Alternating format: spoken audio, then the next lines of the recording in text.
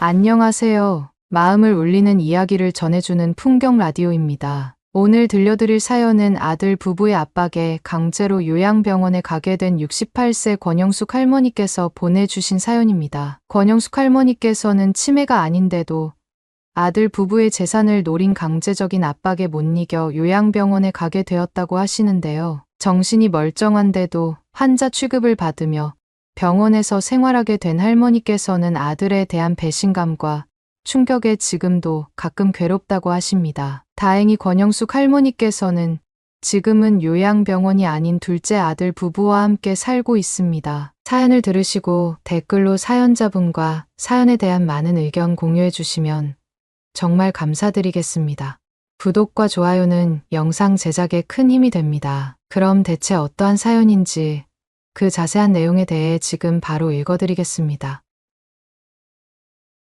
68세 권영숙 할머니는 남편을 암으로 먼저 떠나보내고 이제는 아들 내외와 함께 살고 계십니다. 곧 이른을 바라보는 나이죠. 세월이 참 빠르게 흘러가는 요즘 자신이 언제 이렇게 나이가 들었는지 실감이 나지 않는다고 하십니다. 세월의 무상함이 가슴에 와닿는 그런 나날을 보내고 계십니다. 권영숙 할머니는 자식도 낳고 그 자식이 또 자식을 낳아서 이제는 자신의 할 일은 다 끝났다고 생각했지만 막상 늙고 아프기 시작하니 이대로 세상을 뜰까봐 그렇게도 무섭고 두렵다고 합니다. 목숨 앞에서는 욕심이 한도 끝도 없더라고요. 죽음이 그리 무서운 것이라고 느끼셨답니다. 권영숙 할머니는 몸이 아플 때 침대에 누워 지난 삶을 하나둘 떠올리셨습니다. 가장 잘한 일 중 하나는 아이들을 낳고 기른 일이라고 하시네요. 농사 중에 자식 농사가 제일 힘들다는 말처럼 자식은 내 마음 같지 않다고 하십니다. 밤에 잠도 안 오는 날,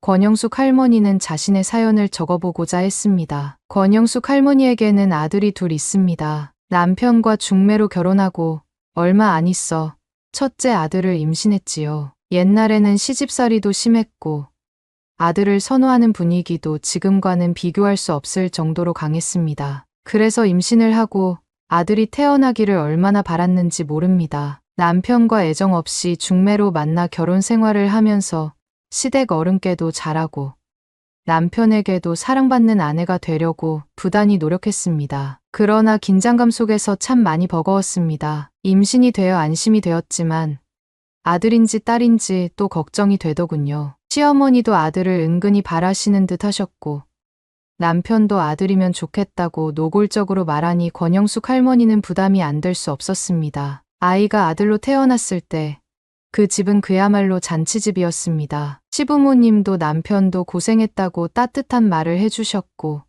권영숙 할머니는 집안에 새로 들어온 사람으로서 한 몫을 했다는 느낌을 받았습니다. 무뚝뚝한 시아버님마저 손주를 품에 안고 환하게 웃으셨으니 얼마나 좋아하셨는지 아시겠죠. 첫째 아들인 진석이는 태어나자마자 권영숙 할머니에게 큰 힘이 되어준 자식입니다. 그 후 2살 터울로 둘째를 낳았는데 둘째도 아들로 태어났습니다. 두 아이는 한 배에서 태어났는데도 생긴 것부터 달랐습니다. 첫째인 진석이는 생긴 것도 성격도 남편을 닮아 태어났고 둘째인 진호는 권영숙 할머니와 판박이었습니다. 외모 말고 성격도 전혀 달라서 형제가 이리도 다를까 싶었다고 하십니다. 권영숙 할머니의 남편은 아들이 둘이나 태어나고 나니 딸도 갖고 싶다고 하셨죠. 아들은 둘이나 있으니까 셋째는 딸로 나왔으면 좋겠다고 했습니다. 진호를 낳은 지 얼마 되지 않았을 때 셋째 얘기를 꺼내는 남편이 어찌나 얄미웠는지요. 집안일이나 아이 키우는 일은 남의 일인 양 관심도 없던 남편이었어요. 아이만 보이고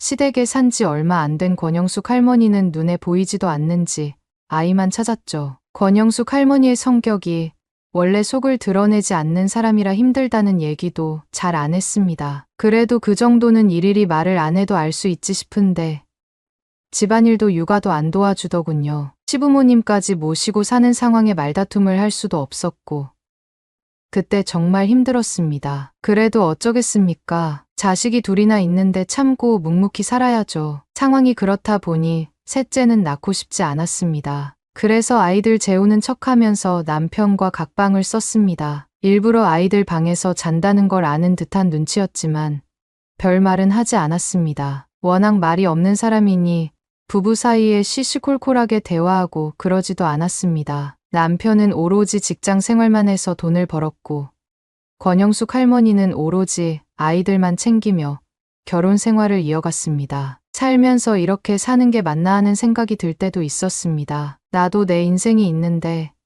내 욕구는 모두 죽이고 자식과 남편과 시부모님만 챙기면서 사는 게 정답인가 하는 생각이 들었죠. 하지만 그런 생각이 든다고 다르게 살아갈 뾰족한 방법 같은 건 없더군요. 아이들은 건강하게 잘 자랐습니다. 성격이 다른 두 아이는 학교를 들어가면서부터 그 차이가 극명하게 나타나기 시작했습니다. 진석이는 차가운 성향으로 약간은 이기적으로 보이는 아이였고, 진호는 심성이 착하지만 덤벙거려서 좀 사고뭉치였습니다. 진석이는 뭘 하든 집안에서 인정을 받았고, 그런 진석이와 달리 진호는 공부머리도 없고 사고도 잘 쳐서 항상 비교를 당하며 자랐습니다. 그런 진호가 안타까운 마음이 드는 건 엄마인 권영숙 할머니뿐이었습니다. 잘하는 아이에게 잘한다는 칭찬은 차고 넘쳤고, 진호에게는 구박과 타박이 차고 넘쳤습니다. 같이 자라다 보니 피할 수 없었던 그런 비교들이 진호에게 큰 영향을 미쳤습니다. 진석이는 대학 진학도 수월하게 했고,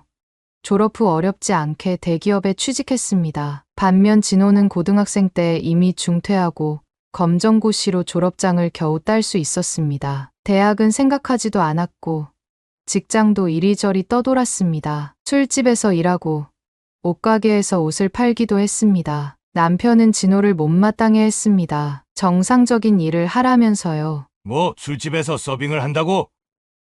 이놈의 자식 어딨어? 당장 집에 들어오라고 그래. 여보, 진정해요. 다 큰 애한테 언제까지 그렇게 윽박지를 거예요. 그놈은 뭐 하나 알아서 하는 게 없어. 지영의 반에 반만큼도 못하는 자식. 이 자식을 그냥... 자기 딴에는 스스로 용돈 벌어서 쓴다고 하는데 그냥 좀 다독여주면 안 돼요? 지형은 지금 대기업에 취직해서 승진한다고 하는데 그 자식은 고작 한다는 짓이 남한테 술 팔면서 굽실거리는 일이나 하고 있으니 내가 안 답답하겠어.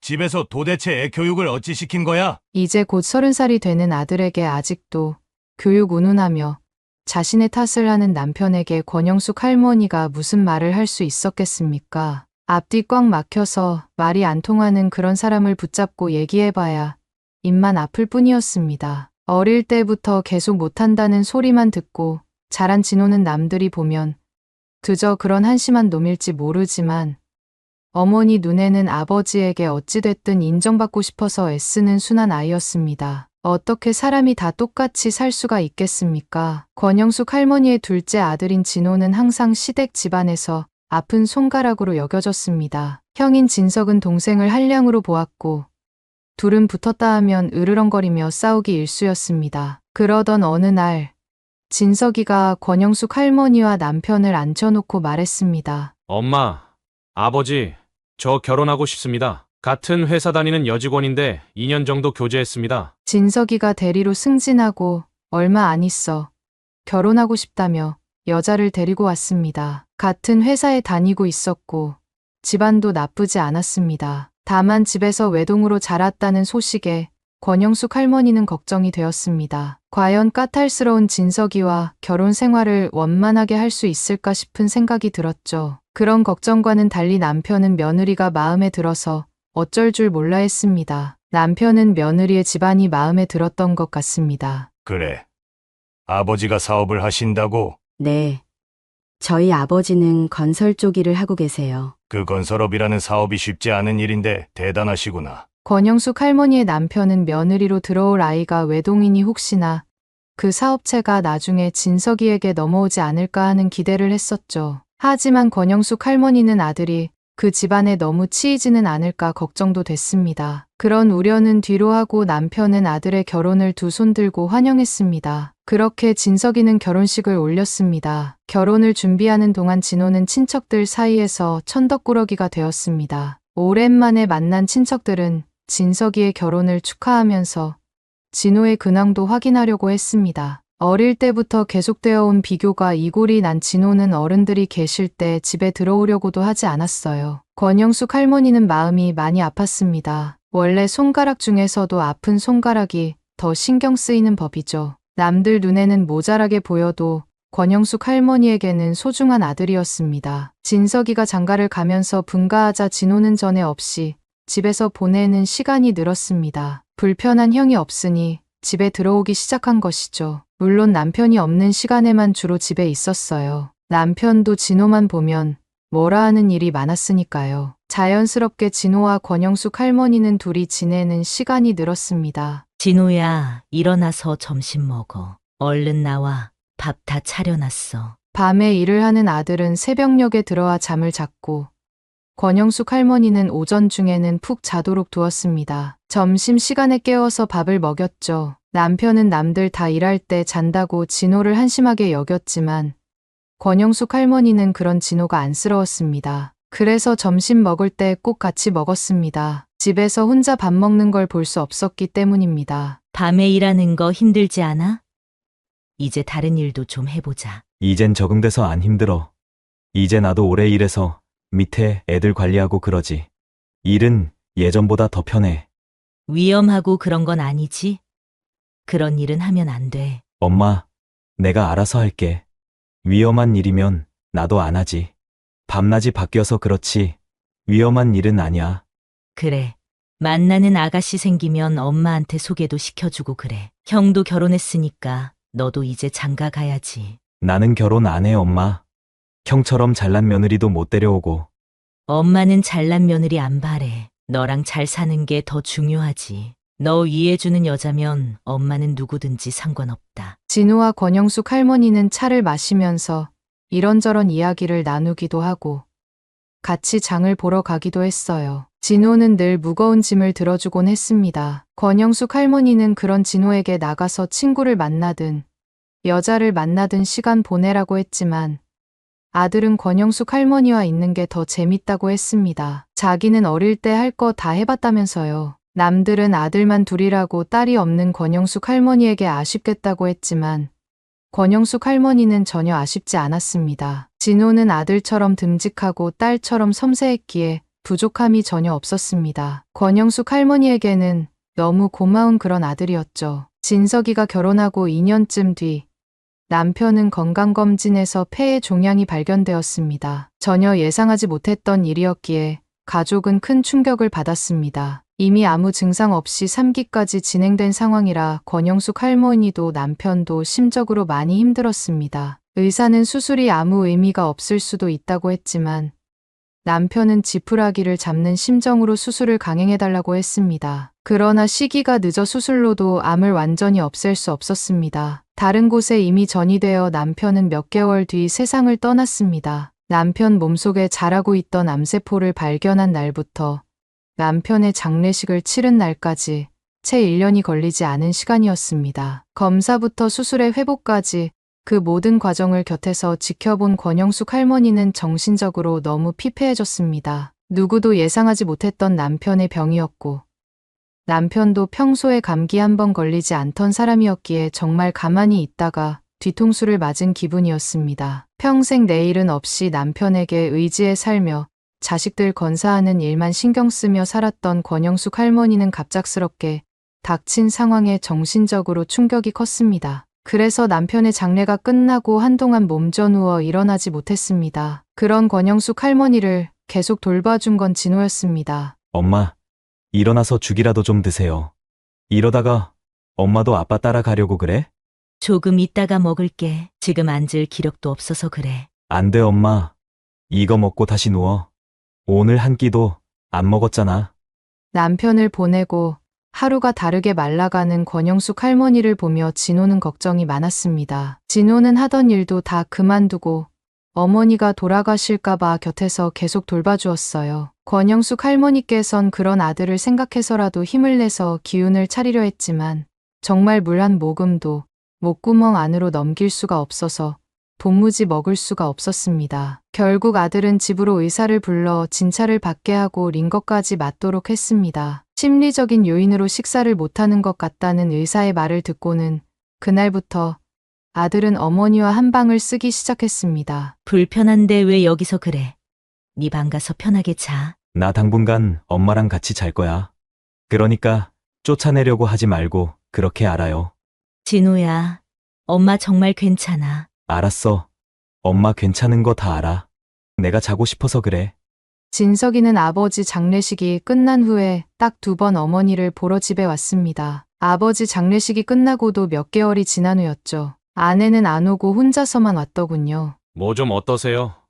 괜찮으세요? 네 처는 어쩌고 혼자 왔어? 장인어른 집안에 행사가 있어서 집사람 거기 갔어요. 같이 못 와서 죄송하다고 전해달래요. 그리고 이거 드리래요. 진석이는 아내의 편을 들며 가지고 온 봉투를 내밀었습니다. 이걸로 드시고 싶은 거 사 드세요. 입맛 없어도 챙겨 드세요. 그래야 기력을 찾으시죠. 그래도 진호가 챙겨줘서 먹고 있어. 봉투 같은 건 뭐하러 이런 걸 들고 왔어. 감정이라고는 하나도 보이지 않는 진석이의 눈빛을 보며 어머니는 가슴속에 냉기가 도는 기분이 들었습니다. 문득 내가 죽어도 이 아이는 울지 않을 것 같다는 생각이 들어 서글퍼지기도 했습니다. 어릴 때부터 많은 애정을 받으며 자란 진석이가 왜 이렇게 차갑기만 한지 도통 원인을 알 수 없었습니다. 혼자 집에 온 진석이가 못마땅한 진호는 봉투를 가져가 안에 든 금액을 확인했습니다. 꼴랑 50만 원 넣었어? 아빠 돌아가시고 나서 이제야 얼굴 비추면서 그것도 형수는 오지도 않고 너무 적게 넣은 거 아니야? 그래도 챙겨왔으니까 내가 이걸로 엄마 보신 시켜드릴게. 근데 다음엔 그 잘난 형수도 데리고 와. 무슨 자기가 나라 지키는 것도 아닌데 얼마나 멀다고 얼굴도 안 비춰. 이건 경우가 아니라고. 진호는 진석이의 행동이 마음에 안 들었는지 비꼬았습니다. 진석이는 진호의 말을 듣고 기분이 상했는지 얼마 안 있어 가버렸습니다. 둘이 아웅다웅하는 모습을 보는 게 하루 이틀 일도 아닌데 형제가 서로를 보며 웃을 날이 없을 것 같아 많이 씁쓸했습니다. 그러나 한편으로는 형을 향해 쓴소리해주는 진호가 고맙기도 했습니다. 속에 있던 말을 못했던 어머니 대신 진호가 그런 말을 해준 것 같았습니다. 진석이가 2번째로 왔을 때는 아내를 데리고 왔습니다. 와서는 그냥 차나 한 잔 같이 하고 온 지 2시간도 채 되지 않아 가버렸습니다. 둘 사이에 아직 아이가 없어서 아이 소식은 없냐는 어머니의 물음에 며느리가 기분이 나빠진 것 같았습니다. 갑자기 약속이 생각났다며 가버렸죠. 진석이는 며느리의 말에 아무 토도 달지 않고 같이 가버렸습니다. 그 모습만 봐도 집에서 어떻게 지내고 있을지 눈에 훤히 보였습니다. 권영숙 할머니는 본인이 아들을 어떻게 키웠는데 정말 부족함 없이 해주려고 애를 쓰며 키웠는데 아들은 왜 마누라 앞에서 찍소리도 못하고 사는지 기가 막혔습니다. 야망 때문인지 기가 눌린 건지 어머니가 알던 진석이의 모습이 전혀 아니었습니다. 형은 맨날 지 혼자 잘난 것처럼 살더니 정말 형수한테는 왜 저렇게 찍소리도 못하고 사는 건지 진짜 이해가 안 된다. 안 싸우고 사는 것도 방법이지. 진석이가 알아서 잘하겠지. 안 싸우는 거랑 기죽어 사는 거랑 다르지. 그건 그렇고 너는 30 넘은 지 한참인데 언제 장가 가려고 그래? 만나는 여자 없어? 내일은 내가 알아서 합니다요. 진석이가 그렇게 가고 마음이 싱숭생숭했지만 진호와 투닥거리다 보면 금세 마음이 풀렸습니다. 그게 진호의 능력이었죠. 긴장된 분위기를 어느새 싹 풀리게 하는 능력. 진호 덕분에 어머니는 어느 정도 기력을 찾게 되었고 아들도 다시 일터로 돌아갔습니다. 어머니 때문에 한동안 일을 쉬었던 진호는 일거리를 찾아 지방으로 가게 되었습니다. 어머니는 못내 걱정이 돼서 발걸음을 떼지 못하는 아들에게 어서 가서 한 푼이라도 벌어 며느리 데리고 오라고 등 떠밀었습니다. 군대 갈 때 빼고는 떨어져 지낸 적이 없었는데 괜찮다고 가라고 해놓고 빈집에 홀로 있는 게 얼마나 외로운지 모릅니다. 어머니가 걱정이 돼서 일터로 떠나는 마지막 날까지 어머니가 밥도 잘 먹고 거동도 잘할 수 있는 걸 확인하고서야 마음을 놓고 일하러 가는 진호를 보며 얼마나 고마웠는지 모릅니다. 사람들이 뭐라고 하든 진호는 권영숙 할머니에게 최고의 아들이었습니다. 진호가 지방으로 가고 권영숙 할머니는 체력을 키운다고 운동도 하고 등산도 하며 노력을 했습니다. 자꾸 몸을 놀리며 바쁘게 지내면 진호 생각이 덜 날까 싶어서였죠. 그러는 동안 먼저 간 남편에 대한 마음도 많이 정리가 되었습니다. 남편이 남기고 간 집과 보험금, 퇴직금 등이 있어서 혼자 남은 여생을 사는 건 별로 걱정이 되지 않았습니다. 30년 넘는 세월 동안 권영숙 할머니에게 참 정이 없던 사람이었지만 성실한 건 알아줬습니다. 착실하게 재산을 만들어 놓았기에 노후 걱정 없이 지낼 수 있었으니까요. 집도 지금은 혼자 살기에 큰 듯 했지만 애들이 어릴 때부터 자란 추억이 남은 곳이라 혼자 살기에는 넓더라도 계속 살고 싶었습니다. 나이를 먹을수록 추억을 먹고 사는 거잖아요. 그래서 의미 있는 그 집은 계속 남기고 싶었습니다. 그런데 첫째 며느리가 갑자기 찾아와 딴소리를 했습니다. 어머님, 이제 이 집 팔고 신축 아파트로 이사하시는 거 어떠세요?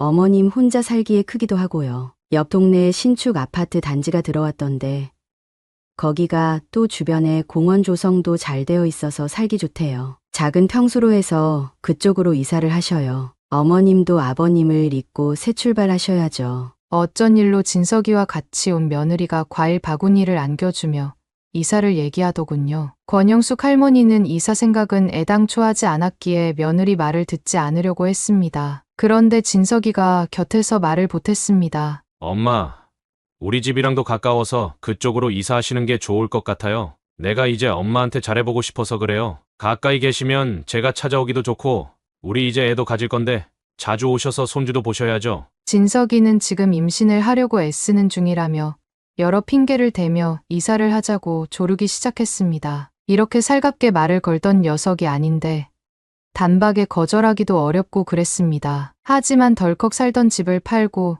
이사 가는 것도 내키지 않았습니다. 권영숙 할머니는 아들 내외에게 이사 가는 건 좀 더 생각해 보자고 했습니다. 두 사람은 실망하는 표정을 짓더니 알았다고 하고는 갔습니다. 혹시나 진호가 이 일을 알며 신경을 쓸까봐 말하지 않았지만 그날 이후 진석이와 며느리가 자주 찾아오더군요. 어머님, 이사 가시는 거 아직 생각이 없으세요? 이제 그 얘기는 안 하고 싶구나. 내가 싫다고 몇 번을 말하니. 어머님, 그래도 다시 한번 생각해 보세요. 저희만 좋은 게 아니라 어머님한테도 좋은 일이라니까요. 글쎄 싫다니까 계속 그래. 그만 좀 해라. 권영숙 할머니는 결국 역정을 내고 말았습니다. 아들과 며느리는 표정이 굳어졌고 잠시 어색한 분위기가 흐른 후 며느리가 다시 말을 시작했습니다. 어머님, 그동안 말씀을 안 드렸는데 이 사람 회사 그만뒀어요. 저희 친정아버지한테 좋은 사업 추천받아서 자기 사업 시작했어요. 그런데 지금 상황이 좀 안 좋아서요. 며느리는 침착하게 말을 했습니다. 아들이 다니던 회사를 그만두고 사업을 시작했는데 처음에는 잘 되다가 점점 어려워져서 결국 살고 있는 아파트까지 모조리 저당 잡혔다고 했습니다. 권영숙 할머니는 생각지도 못한 말에 너무 놀랐고 그 순간 남편의 보험금이 생각났습니다. 너, 네 아빠 보험금은 그럼 어떻게 된 거야? 그것도 싹 날린 거야? 아들이 장인 회사에 급히 돈이 필요하다고 해서 남편의 보험금을 빌려줬던 것이 생각났습니다. 장인 회사에서 받을 돈이 곧 들어온다며 꼭 다시 돌려준다고 했었는데 그 돈의 행방이 불안해졌습니다. 맞아요, 엄마. 그 돈도 지금은 없어요. 집까지 넘어가려는 마당에 현금이 있을 리 없잖아요. 진서가 그 돈이 어떤 돈인데 그래? 사업을 어떻게 했길래 그 돈을 홀랑 날려먹을 수가 있어? 그러니까 엄마, 이 집 팔아서 나 돈 좀 해줘요. 지금 회사 부도 나면 정말 한 푼도 못 건져요. 지금 급한 불만 끄면 다시 일어설 수 있어요. 그러니까 아파트 팔고 그 돈으로 나 좀 도와주세요. 너무나 갑작스러운 상황에 어찌할 줄을 모르겠습니다. 아들이 회사를 그만둔 것도 충격이었지만 그 뒤에 줄줄이 들리는 소식들은 차마 머릿속에서 정리조차 되지 않았습니다. 아들과 며느리가 저밖에 없다는 눈빛으로 쳐다보는데 너무나 난감했습니다. 둘이 얼마나 급하면 나한테 이러나 싶었지만 그래도 이건 아니다 싶어서 권영숙 할머니는 단호하게 거절했습니다. 이 집은 안 돼. 니들이 얼마나 급한 상황인 줄은 내 알겠다만 그래도 이 집은 안 돼. 집은 절대 팔 수 없다는 권영숙 할머니의 말에 둘은 마음이 상한 표정을 지었습니다. 그리고는 인사도 없이 그냥 가버렸습니다. 5억이나 되는 남편의 보험금이 몽땅 사라졌지만 아들은 돈에 대한 말 한마디 없이 매정하게 가버렸고 그런 아들의 뒤통수를 보면서 권영숙 할머니는 억장이 무너지는 기분이 들었습니다. 이미 수억을 깨먹은 사업을 무슨 수로 다시 일으킨다는 건지 이 집을 팔아서 도와줘도 어려울 것 같다는 예감이 들었습니다. 게다가 권영숙 할머니도 자신의 노후가 문제였기에 집이 필요했죠. 이런저런 사정으로 거절했지만 권영숙 할머니의 마음이 편할 리 없었습니다. 진석이가 정이 없고 차가웠어도 본인 자식인데 부모 마음에 뭐라도 도와주고 싶은 게 당연했습니다. 하지만 아무리 생각해도 이건 아니었습니다. 혹시라도 일이 잘못돼서 쟤들이 갈 곳이 없으면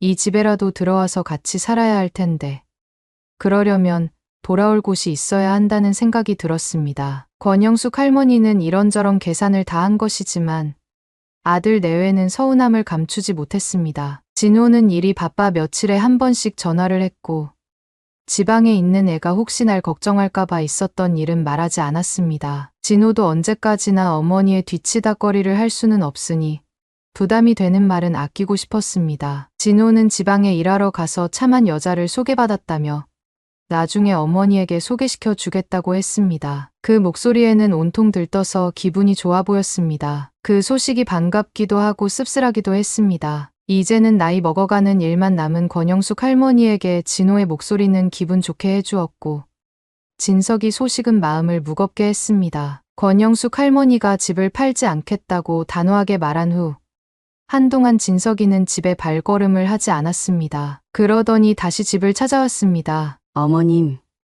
어제 제가 갖다 드린 반찬은 다 드셨어요? 반찬은 무슨 반찬? 너희가 언제 왔다고 그래? 네. 어제 와서 같이 점심 드셨잖아요. 반찬도 냉장고에 넣어놓고 갔는데 기억 안 나세요? 권양숙 할머니는 이게 대체 무슨 말인지 이해가 안 되었습니다. 며느리와 진석이는 어제 왔다고 하는데 할머니의 기억에는 아이들이 오지 않았습니다. 무슨 착각하는 거 아니야? 대체 너희들이 언제 왔다고 그러는 거야? 어머, 여보, 어머님 이상해. 치매 오셨나 봐. 검사 한번 받아봐야 하는 거 아니야? 아이들이 갑자기 권영숙 할머니를 치매 환자로 몰고 가기 시작했습니다. 권영숙 할머니는 어안이 벙벙해서 어리둥절할 뿐이었습니다. 그 뒤로 몇 번이나 아이들이 권영숙 할머니의 기억력에 문제가 있다며 치매로 몰고 갔고 그때마다 권영숙 할머니는 답답해서 무슨 소리를 하냐고 물었습니다. 아들 내외는 동문서답을 하며 갈수록 상태가 심각해진다는 말을 하더니 병원에 데려가려고 했습니다. 권영숙 할머니는 아들 내외가 짜고 치는 고스톱이라는 것을 어느 순간 눈치챘습니다. 며느리는 둘째치고 내 아들이 나를 치매 환자로 몰고 가는 걸 보고 억장이 무너지는 것 같았습니다. 10달을 품고 배 아파 낳은 내 자식이 아들이 세상에 태어나 힘차게 울음을 터뜨렸던 그 모습이 아직도 선명한데 나에게 엄마라는 이름을 처음으로 준 그런 아들이 재산을 가로채려고 나를 병원에 집어넣으려고 하는 것을 지켜보는 어미의 심정을 이해하실 수 있겠습니까? 권영숙 할머니는 어느 순간부터 아무 말도 하지 않았습니다. 행동이 변한 권영숙 할머니를 아들이 눈치 보기 시작했습니다. 뻔히 다 아는 것 같았죠. 권영숙 할머니가 눈치를 채고 말을 하지 않는다는 것을요. 병원에 집어넣으려고 아내와 작당을 하면서도 식은땀을 흘리는 아들을 보며 권영숙 할머니는 속으로 숨을 삼킬 수밖에 없었습니다. 며느리는 권영숙 할머니가 말을 안 하니 자기 마음대로 되는 것 같아 신이 난 것 같았습니다. 권영숙 할머니는 말을 더 하지 않았습니다. 왠지 더 말을 하고 싸웠다가는 요양병원이 아니라 정신병원으로 가게 될 것 같은 불안감이 있었기 때문이죠. 아들 내외가 작당하는 말을 들었는데 충분히 그럴 가능성이 있었어요. 권영숙 할머니는 며느리와 아들이 이렇게까지 할 수 있다는 것이 도무지 믿기지 않았고 이해도 되지 않았습니다. 확실한 건 진석이가 더 이상 권영숙 할머니가 알던 그 아들이 아니라는 것이었습니다. 결혼을 하고 아들은 완전히 변해버렸습니다. 결국 진석이와 며느리는 권영숙 할머니를 요양병원에 입원시켰습니다. 엄마, 당분간만 여기 계세요. 혼자 집에 계시다가 무슨 일이 있을지도 몰라서 제가 불안해서 안 되겠어요. 제 마음 이해하시죠? 요양병원에 입원하는 날, 진석은 권영숙 할머니의 손을 붙잡고 마음에도 없는 둘러대는 말을 했습니다. 권영숙 할머니는 눈물을 흘렸습니다. 결국엔 이렇게밖에 될 수 없구나 싶어 할머니는 자신이 너무 비참하게 느껴졌습니다. 엄마, 왜 울고 그러세요? 제 마음 불편하게 하려고 일부러 그러시는 거죠? 너는 이 애미한테 한다는 소리가 고작 그런 말밖에 없어. 권영숙 할머니는 아들에게 호통을 쳤습니다. 아들은 오히려 자기가 상처받았다는 표정으로 병실을 나가버렸습니다. 아들이 가고 난 후 권영숙 할머니는 한참이나 혼자 숨죽여 울었습니다. 병실을 같이 쓰는 다른 노인들이 무슨 일인가 싶어 쳐다봤지만 눈물이 그치지 않았습니다. 그날 베개가 흠뻑 젖을 때까지 밤새도록 그렇게 울었습니다. 아픈 사람들이 가득한 요양병원에서의 생활은 아무런 재미가 없었습니다. 병이 있는 사람은 몰라도 멀쩡한데 하루 종일 가만히 있는 것은 너무나 힘들었습니다. 권영숙 할머니는 진호에게 연락을 해야 할지 말아야 할지 고민했지만 그래도 이렇게 가만히 있을 수는 없다는 생각에 어렵게 연락을 했습니다. 엄마, 어디에요? 왜 전화가 안 돼요? 간호사들이 권영숙 할머니를 감시하는 것 같은 느낌이 들어서 요양보호사 한 명을 설득해 핸드폰을 빌렸습니다. 그걸로 진호에게 전화를 걸었죠. 권영숙 할머니는 진호에게 있었던 일을 모두 다 얘기했습니다. 뒤늦게 상황을 알게 된 진호는 화가 나서 어쩔 줄 몰라 했습니다. 아니, 그 인간이 진짜 엄마 장진석 그 쓰레기 같은 놈은 잊어버려요. 어떻게 엄마를 치매 환자로 몰아? 엄마가 지한테 어떻게 했는데? 권영숙 할머니는 계속 울기만 했습니다. 뭐라 말을 할 수가 없었죠. 진호는 바로 병원으로 찾아오겠다며 전화를 끊었습니다. 다음 날 진호는 병원으로 찾아왔고 어떤 카메라와 영상이 담긴 걸 같이 가져왔더군요. 내가 엄마 혼자 있는 게 걱정돼서 집에 CCTV를 달아놨어요. 괜히 엄마가 불편해할까봐 말은 안 했는데 내가 영상 다시 찾아보니까 형이랑 형수가 연극하면서 짜고 친 게 분명하더라고요. 진호는 지방으로 일을 가면서 어머니가 불안해서 집에 CCTV를 설치해 놓았다고 했습니다. 집 현관과 마당에 설치되어 있어서 진석이 내외가 밖에서 나눈 대화가 모두 녹화되어 있었습니다. 그걸 진호가 확인하고 어머니에게 말해 주었습니다. 형이 집 담보 잡고 대출하려던 것 같아.